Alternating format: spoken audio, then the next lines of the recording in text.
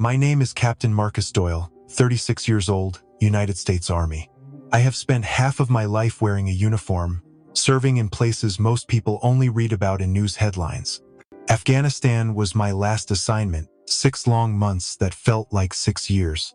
When I finally stepped off that plane and breathed in the quiet American air, I thought the hardest part of my journey was behind me. I was wrong. The first thing I wanted to do was drive home to that small 2-story house in Colorado Springs that I bought after my second deployment.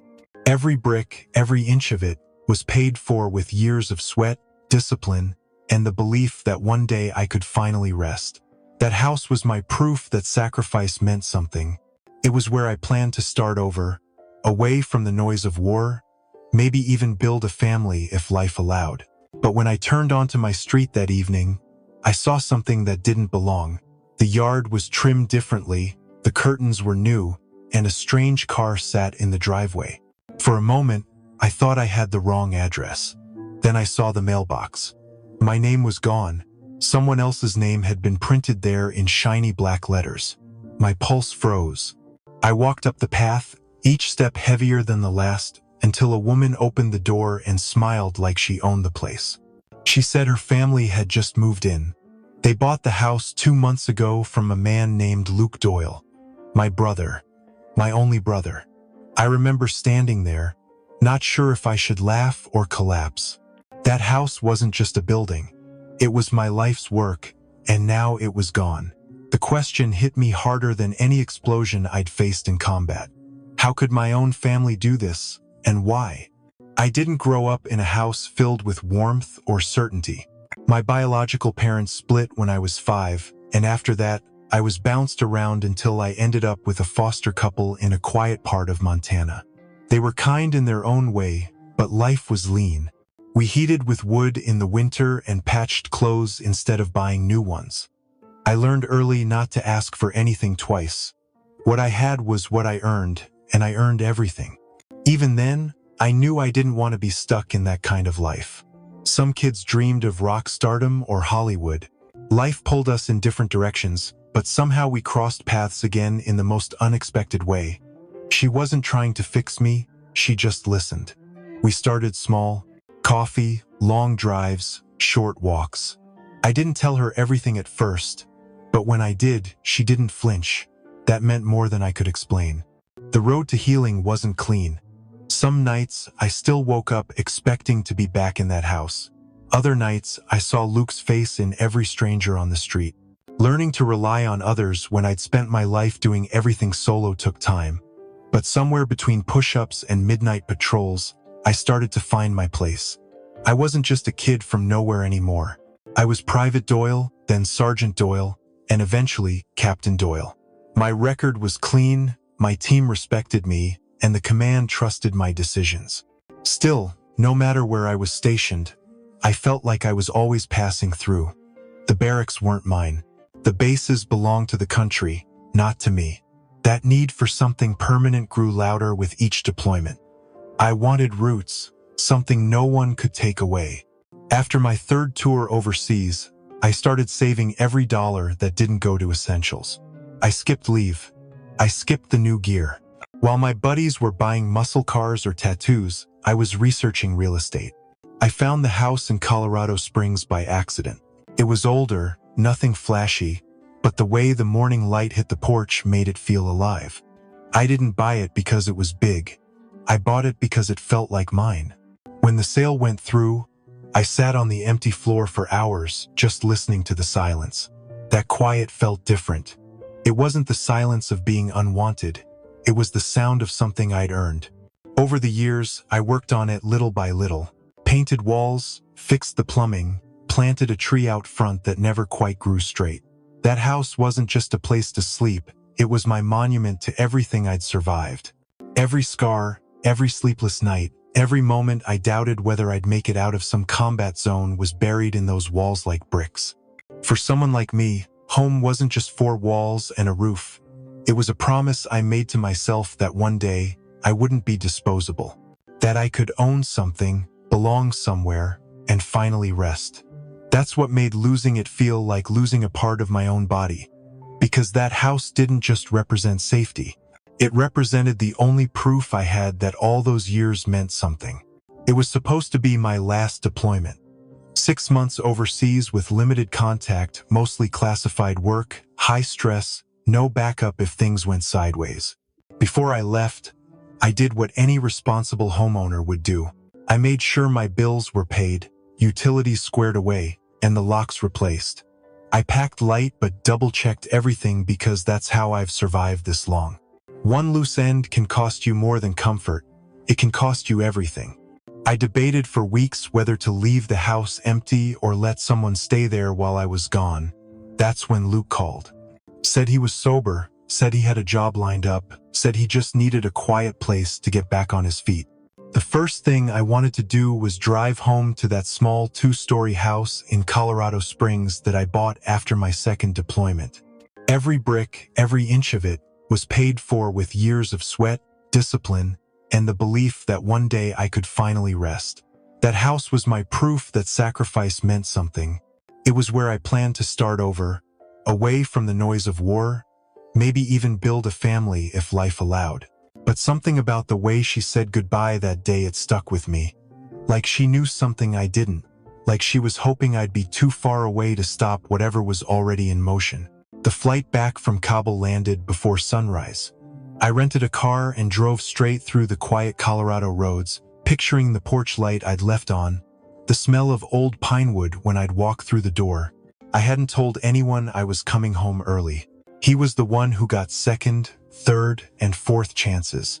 I was the one who was supposed to already know better. The last time I saw her before I deployed, she told me I needed to trust Luke more, that he was trying, that he just needed family support. I nodded, but I didn't believe it. Not fully. Still, I wanted to believe I could come home to the same walls, same front door, same key. I wanted to believe that some things, at least the things I built, would stay the same. I hadn't heard from him in nearly a year, but blood has a funny way of tying you down. We shared a mother, though that was about all we shared growing up. I was the disciplined one, the one who followed rules. He was the storm in every room. Still, I wanted to believe him. Maybe I was tired of being the one who always said no. Maybe I thought giving him the key would prove something to my mom that I wasn't as cold as she claimed. I handed over the spare, along with clear rules, no parties. I wanted the moment to be mine, something peaceful after so many months of chaos. I pulled into the street and immediately felt something was off. My house was there, but not mine. The porch had new paint. The shutters were gray instead of navy. The tree I'd planted out front was gone. I parked in disbelief, staring at the front lawn like it would blink and everything would be back to normal. There was a new mailbox, stainless steel, with someone else's name etched into it. I don't remember getting out of the car. My legs moved before my brain caught up. I stood on the front steps, heart pounding like I was breaching a door overseas. I rang the bell and waited, half expecting Luke to open it with that smirk of his and some half-baked excuse.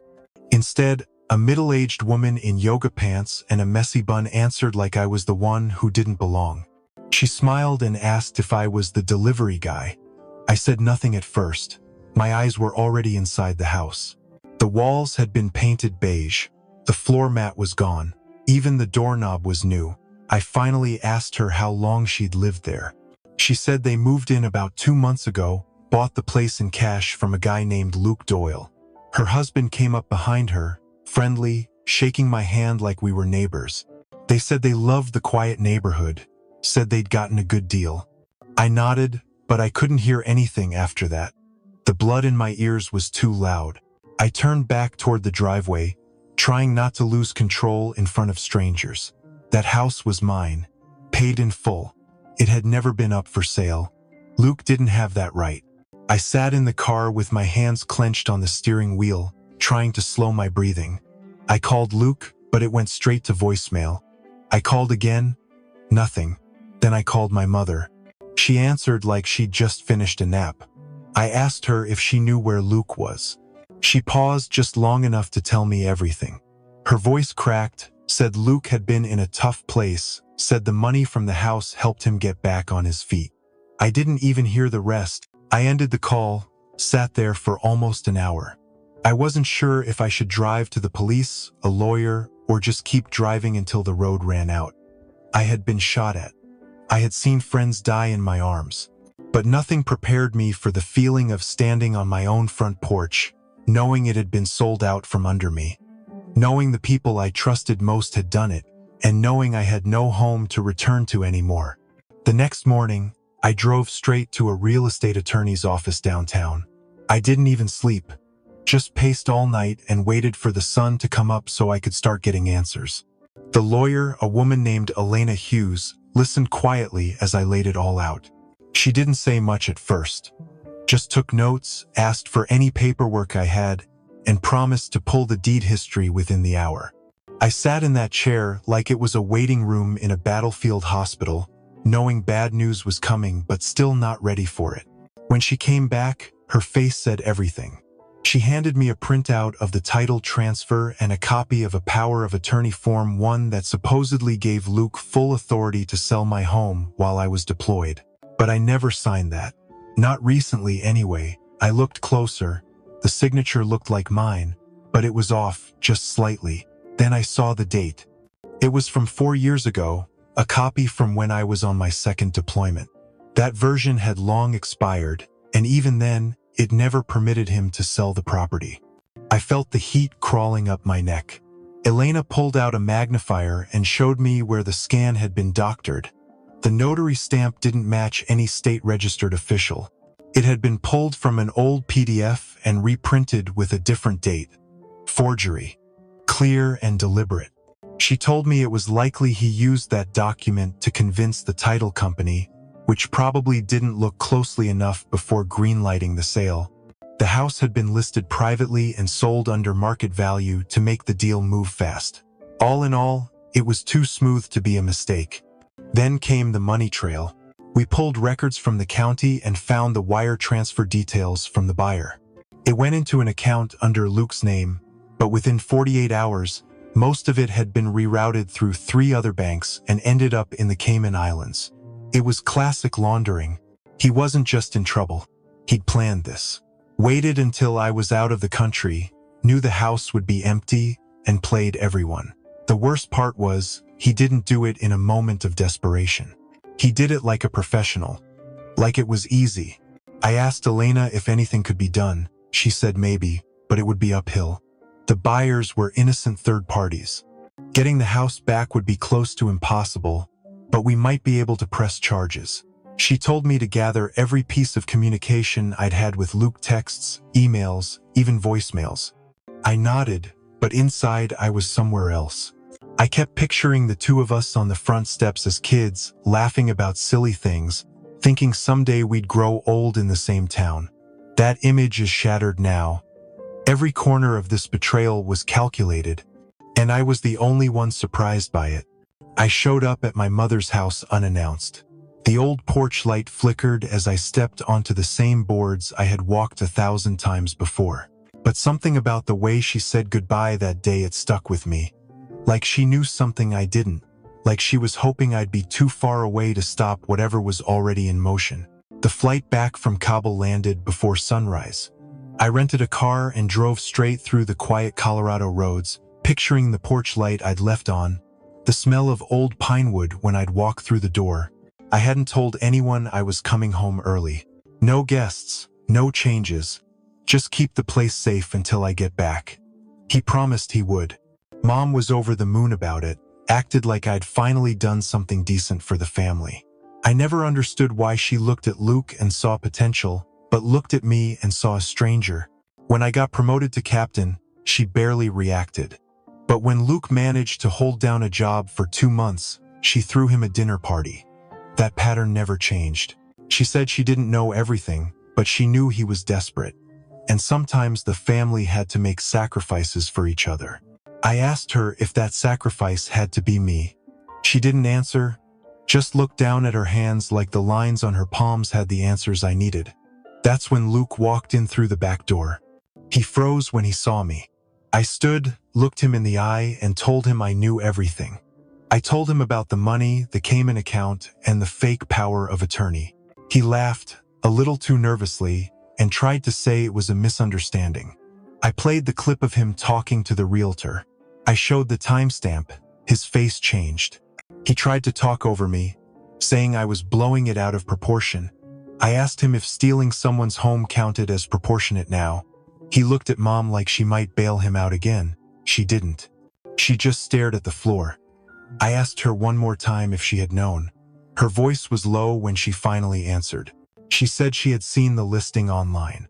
She assumed I had sold the house. She didn't ask questions because she didn't want to know the truth. She knew something was off, but she let it happen anyway. That hit harder than anything Luke did. She wasn't the one who forged my name or laundered the money, but she stood by and let it happen because it was easier than confronting the son she loved more. That was the real betrayal. Then came the final blow.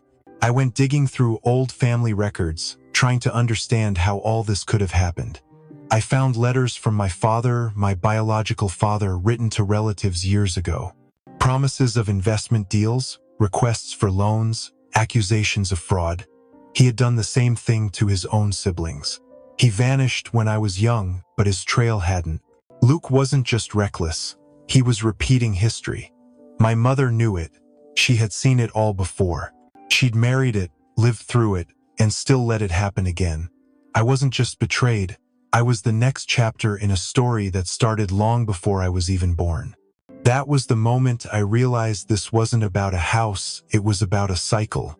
One I never saw coming. One I had to break. For a while, I thought about what it would feel like to get even, to take everything Luke had left and make him feel the weight of what he'd done. But revenge never gave me peace in the field, and it wasn't going to give me peace now. I filed charges instead. Fraud, forgery, and wire transfer violations. The case took months, but I had the evidence. Enough to freeze the remaining funds and recover part of what he stole. It wasn't all of it, but it was something. With what I got back, I didn't rebuild the same life. I found a small cabin outside of Boulder, nothing fancy, but real, quiet. I planted a new tree out front. This one, I watched every day. I joined a veterans group nearby. Most of them had stories that sounded a lot like mine. In the end, loss, betrayal, starting over. I didn't have to talk much. Just sitting in a room with people who'd been to war in more ways than one made it easier to breathe. Somewhere in the middle of all that, I reconnected with someone from my past. Her name was Claire. We dated years ago, before I ever enlisted. Bank records, forged documents, screenshots of the fake notary stamp, and a flash drive with security footage from my front porch weeks before the sale. I laid them all on the coffee table like evidence in a court. I didn't raise my voice. I didn't need to. I asked her again, did she know what Luke had done? She sat down, glanced at the papers, and said nothing for almost a full minute. Then she said something I'll never forget. But slowly, the noise faded. I built a life where I didn't have to look over my shoulder. A life that wasn't borrowed or stolen. For the first time in years, I felt like I was standing on solid ground. And that mattered more than getting back what I'd lost. Because peace, I realized, doesn't come from holding on. It comes from knowing when to let go and choosing not to carry the weight anymore. Family doesn't always mean protection. That's a hard truth I had to learn the painful way. Sometimes, the people closest to you are the ones who cross lines no stranger ever would. And when that happens, you face a choice. You either let it break you, or you fight back. Not out of revenge, but out of respect for everything you've built. For the hours, the scars, the years it took to get where you are. If you've worked hard for something, protect it. Even if that means standing alone. Even if the people you love don't stand with you. Blood isn't a shield. Trust is. And once that's broken, it's okay to draw a line and say no more. I've learned that protecting your peace sometimes means walking away from people you once fought to keep close. That doesn't make you cold. It makes you honest. I still believe in forgiveness, but not at the cost of self-respect. I still believe in second chances, but not without accountability. And most of all, I believe in starting over, not because you failed, but because you finally chose yourself. If this story spoke to you, I hope you take a minute to reflect. Have you ever been betrayed by someone you trusted the most? I'd like to hear about it in the comments. You're not alone. And if this story meant something to you, share it, subscribe, and stay for more. There's power in telling the truth. And healing starts with being heard.